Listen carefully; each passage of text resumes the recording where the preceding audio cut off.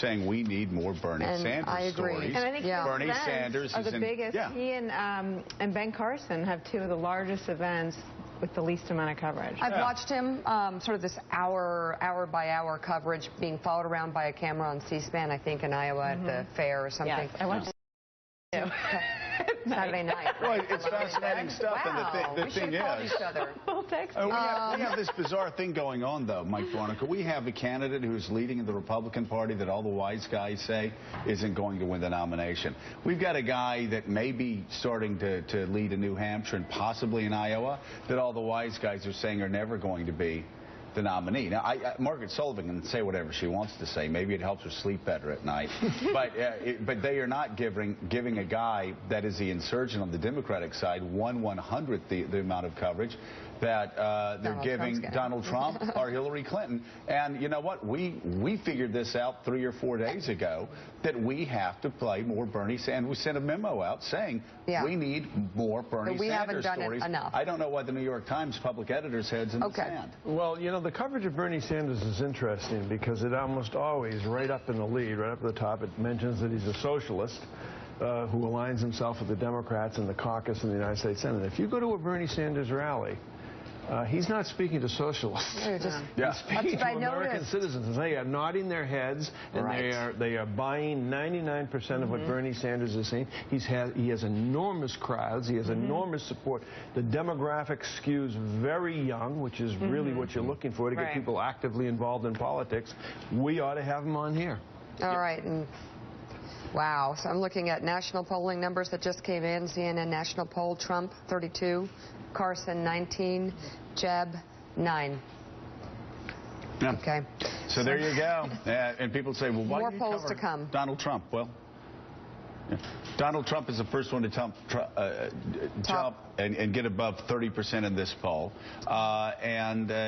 Again, Willie, it's so funny. They keep saying, well, you know, Trump's base is, 20%. He can never win nationally. Then it's 25%.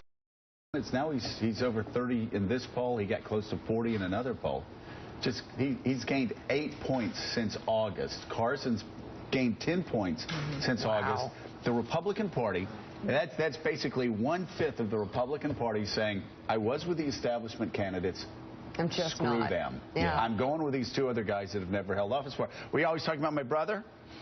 My brother, wrote me a text, gave me hell, saying you're complaining that the top 3 people that are in the Republican poll have never had any experience. That's exactly why I'm for them. Right. Well, that's the whole point that's the whole rationale for their candidacies, is that I'm not these people you've seen before. I'm not the other people in this race.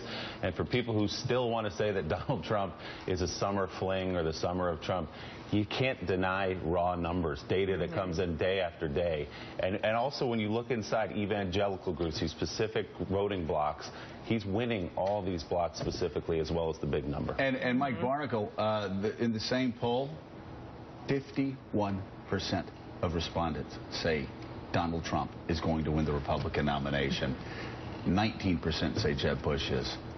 This is no longer a summer fling.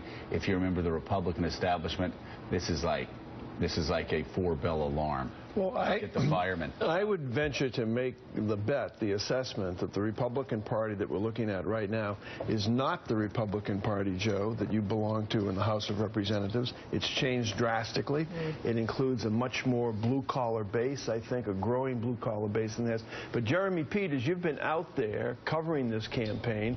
What's your assessment of how the Republican Party has changed, if it indeed has changed?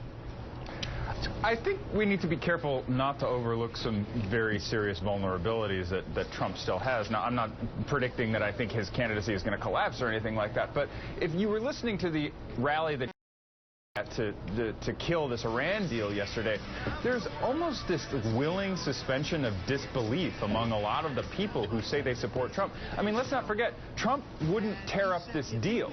All the people in that rally were cheering to have this deal torn up like Ted Cruz wants, like Marco Rubio wants, like most of the Republicans want. So it's almost like people who support Trump look at him and they disregard a lot of the baggage and the beliefs that come along with him.